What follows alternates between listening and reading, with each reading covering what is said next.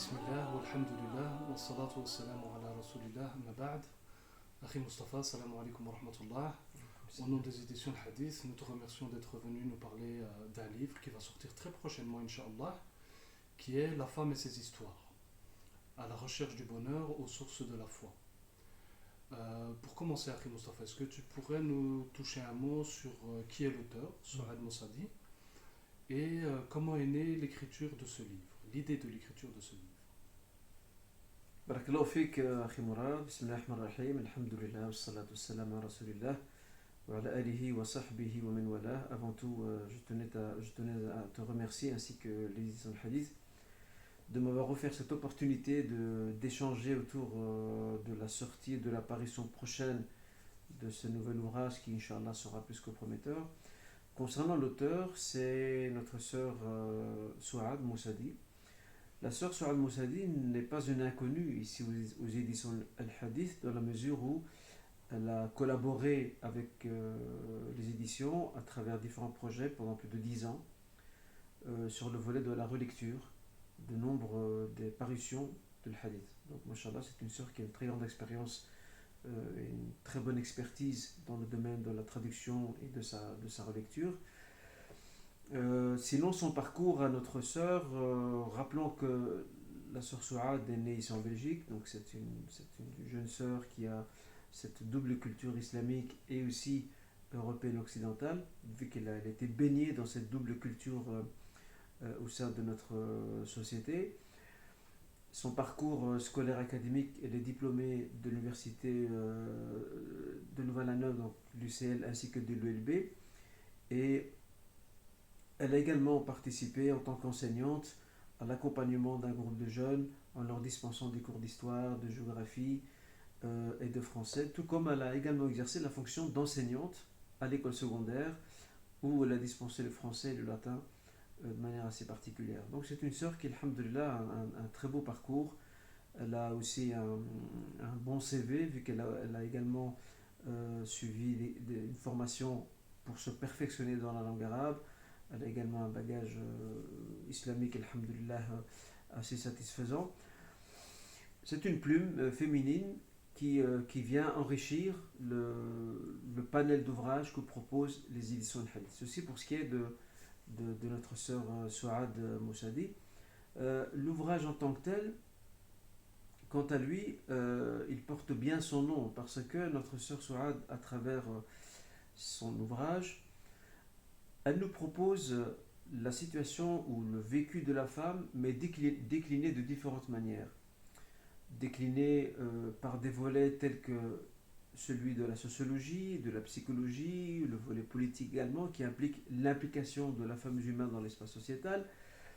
Une autre forme de déclinaison porte au parcours de la femme depuis son enfance, en passant par l'adolescence, jeune femme, femme mariée, mère, actrice et femme assumant des fonctions et des responsabilités professionnelles. Donc nous avons un très beau croisement entre ces deux façons de voir la femme. En fait, c'est comme s'il choisissait deux angles de vue, mais qui ne sont pas opposés, antinomiques, qui au contraire permettent de dresser le meilleur tableau possible du rôle réel et de la place réelle qu'occupe la femme musulmane au sein de la société et au sein de la communauté. Elle ouvre son livre qui est composé de 4 chapitres par un chapitre consacré au féminisme. Et je pense que c'est une idée assez innovante de commencer par ce chapitre, vu qu'on parle beaucoup aujourd'hui, que ce soit ici en Europe, en Occident ou même en terre d'islam, on parle beaucoup de féminisme, mais sans vraiment définir ce que signifie le féminisme. Donc notre sœur propose une relecture de ce courant en s'en montrant en même temps très juste et très équitable. L'équité signifie qu'elle reconnaît les réussites, les acquis, les succès de ce mouvement, tout en pointant également du doigt les erreurs, les échecs, mais aussi les dérives. Et c'est un chapitre qui ouvre très bien la suite de l'ouvrage. Et d'ailleurs, je me permets de terminer aussi, Akhi Mourad, l'évocation des autres intitulés des chapitres. Il y en a 4 en tout. Le premier, c'est celui touchant au féminisme, où elle dévoile un peu et déroule le tapis de la conceptualisation du féminisme, mais aussi de son histoire, que ce soit en Europe, en Occident ou en terre d'islam. Et le premier chapitre, quant à lui, Il s'intitule donc une histoire de vie. Ça c'est le deuxième chapitre bien sûr, une histoire de vie. Le troisième, une histoire de cœur, où là elle parle de la spiritualité, de la réforme de la femme. Et puis le dernier chapitre, quant à lui, elle l'a dédié à deux grandes femmes de l'histoire de l'islam. Et le choix a été plus que pertinent, judicieux, parce qu'elle a choisi deux femmes qui se trouvent toutes les deux à deux phases charnières de, on va dire, de la mission prophétique.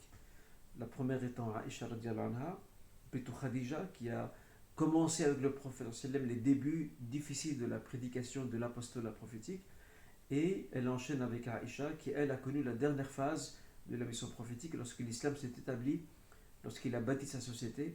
Et c'est un très beau mariage entre deux femmes qui, toutes les deux, à leur niveau et à leur époque, ont apporté une grande contribution à la Ummah, à l'islam, à la communauté, et aussi au rôle exact qui était attendu de la femme musulmane à cette époque et bien sûr à travers l'histoire. Barakallahu fik, Akhi Mustafa, pour cet exposé très clair. Alors pourquoi ce titre, La femme et ses histoires? Ça pourrait paraître un peu étrange comme titre aux yeux de certains.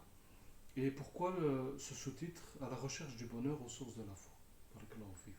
Alors, j'ai eu le plaisir et l'honneur avec toi-même, Akhi Mourad, d'accompagner notre sœur dans ce projet, sachant que l'idée de ce projet d'écriture est née par l'intérêt que porte notre sœur sur les questions du féminisme, sur les questions liées à la femme musulmane, à sa place, à son rôle dans la communauté et la société.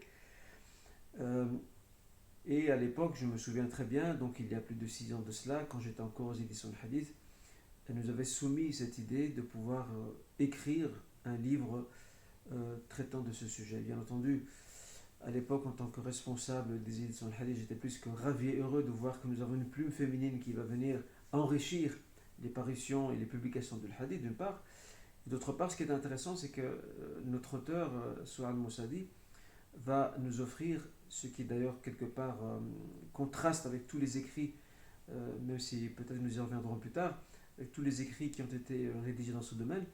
On a quand même une sœur qui a une double expertise, une expertise du savoir, de la connaissance, et une expertise du terrain, vu qu'elle est née dans une société occidentale, elle est confrontée à deux cultures différentes, même si ces deux cultures bien sûr, se rejoignent sur un socle de valeurs communes. Et il s'agit donc d'un projet d'écriture qui a quand même duré 6 années. Nous sommes ici face à un travail de longue haleine qu'a mené notre sœur Sourad. Peut-être pour terminer sur la signification même du titre et du sous-titre, la femme dans toutes ses histoires, à la recherche du bonheur, à la source de la foi. Le titre lui-même, certes, est intriguant, il sort de l'ordinaire et du classique, mais il renvoie au sens même, ou plutôt à la trame même de l'ouvrage autour de laquelle notre sœur a construit son œuvre. Vu qu'il s'agit de dévoiler étape par étape les phases par lesquelles la femme passe, la femme musulmane, depuis qu'elle est enfant, depuis qu'elle devient adolescente, jeune femme, les différentes anecdotes aussi, histoires qu'elle a, les défis, les difficultés qu'elle rencontre au quotidien, quel que soit l'environnement dans lequel elle se retrouve. Et puis lorsque nous disons dans le sous-titre qu'il s'agit d'une recherche et d'une quête du bonheur aux sources de la foi, parce que tout simplement notre auteur a consacré un chapitre très important qui est le troisième, qui s'attarde sur l'élément central lié à l'éducation spirituelle, d'où son intitulé Une histoire de cœur. Oui, c'est une histoire de cœur parce qu'avant tout, au même titre que l'homme, la femme est invitée elle aussi à travailler sur elle-même, à faire une réforme de sa personne, à rechercher la piété, la foi, à se rapprocher de son Créateur, à bâtir son cheminement qui l'a conduit vers son Seigneur. Oui, effectivement, nous pouvons parler et nous pouvons dire sans hésiter que la femme a beaucoup d'histoires à raconter, et c'est le cas pour ce livre, Inch'Allah, dont la quête de la foi, de la piété font partie des horizons à rechercher et à convoiter, Inch'Allah. Akhi Mustafa, pourquoi un énième livre sur la femme en islam? Autrement dit, en quoi ce livre se distingue-t-il des autres livres sur les femmes? C'est une très bonne question. Et je commencerai par un détail qui pourrait, à bien des égards, intriguer les futurs lecteurs ou les futurs acheteurs de ce livre. C'est le caractère volumineux de l'ouvrage. Il fait quand même 528 pages. Alors, la question que nombre de nos lecteurs et des futurs et potentiels acheteurs, la question qu'ils devraient toutes et tous se poser, c'est se demander mais pourquoi autant de pages pour ce sujet. Et j'ai envie carrément de renvoyer nos frères et sœurs au titre même de l'ouvrage, La femme et ses histoires. Parce qu'il y a tellement d'histoires à raconter, il y a tellement de faits à évoquer, il y a tellement de défis à cibler, et c'est tout à fait normal que ce livre prenne autant de pages, et j'ai même envie de dire que j'imagine, et je suppose, sans pour autant trancher, que notre auteur aurait peut-être imaginé son ouvrage beaucoup plus volumineux que cela. Ça, c'est au niveau, en tout cas, du lien que l'on peut établir entre le nombre de pages qui ne doit pas inquiéter le lecteur, au contraire, parce que j'ai eu l'occasion, bien entendu, déjà de superviser la rédaction du livre, comme je l'ai dit tout à l'heure, mais en plus de cela, j'ai aussi l'occasion de relire, je ne dis pas tout le livre, parce que bon, il y a eu une dernière lecture que tu as faite toi-même, mais j'ai lu quand même, je suis passé sur plusieurs chapitres, et en fait, ce qui est assez intéressant dans son ouvrage et dans sa façon d'écrire, c'est qu'elle donne envie de lire. Elle donne envie de lire, et en fait, je pense que, in fine, en fin de compte, les 528 pages ne font plus vraiment peur, dans le sens où on a toujours envie de savoir ce qui vient après, en fait, tellement que le livre est riche en informations et surtout en enseignements et leçons. Alors, pour répondre plus précisément à ta question, pourquoi encore un nouveau livre touchant aux femmes? Pourquoi, ou par quoi plutôt va-t-il se distinguer de tout ce qui existe sur le marché? Il faut savoir que la plupart des ouvrages qu'il y a sur le marché francophone actuellement, nombre de ces ouvrages sont des traductions. Sont des traductions et souvent écrits par des femmes musulmanes qui, pour la plupart, je ne généralise pas bien entendu, mais pour la plupart d'entre elles, elles ne vivent pas en Occident. Ça, c'est un point très important à souligner. Et en même temps, le trait distinctif de cet ouvrage, c'est qu'il propose un horizon large quant à la question de la femme, qui sort des traitements classiques des ouvrages, les devoirs de la femme, les droits de la femme. On va dire, ces sujets qui sont malheureusement très récurrents dans la production francophone présente actuellement. Mais notre source ici, elle essaie d'adopter un plan beaucoup plus large. Et c'est ce qui fait quelque part la singularité de son ouvrage, en plus, bien entendu, du fait que nous avons affaire à une auteure qui est née ici, qui a grandi ici, qui a une expérience, qui a une implication, un engagement associatif, sociétal. Tout ça joue en sa faveur et joue en faveur de la singularité de son livre, alhamdulillah. Barakallahu fik, Akhi Mustafa. Une dernière question. Ce livre s'adresse-t-il aux femmes uniquement ou aux hommes aussi? Autrement dit, quel intérêt y aurait-il pour un homme à lire ce livre? J'avoue que cette question est très pertinente, pour la simple raison que l'habitude fâcheuse de beaucoup de frères, c'est de ne pas lire des ouvrages traitant des femmes ou écrits par des femmes. Or, cet ouvrage invite aussi les hommes à le lire. Pourquoi? Parce qu'un frère en lisant, un homme musulman ou un frère ou un homme tout court en lisant cet ouvrage, d'une part il comprend mieux les attentes d'une femme, il saisit mieux le rôle qui est le sien, au-delà des clichés, des stéréotypes, qu'il s'agisse de ceux véhiculés par la société, ou d'une culture ancestrale qui sévit encore dans nos familles et nos foyers. Il a un regard beaucoup plus serein, beaucoup plus ciblé, beaucoup plus précis de ce que devrait être le rôle et la mission de la femme au sein de la communauté, mais aussi de la société. C'est un livre indispensable, à mon point de vue, pour les frères, pour mieux comprendre ce que son âme sœur peut lui apporter à lui en tant qu'homme, mais aussi ce qu'elle peut apporter et quelle serait sa contribution, sa plus-value pour la société, pour la communauté. Barakallahu fik, Akhi Mustafa, jazakallahu khayran. Les éditions Hadith te remercient d'avoir d'avoir autant développé autour de ce livre, La femme et ses histoires, disponible aux éditions Hadith fin octobre 2021, Inch'Allah Ta'ala. Est-ce que tu aurais un dernier conseil? On te laisse le mot de la fin, Inch'Allah.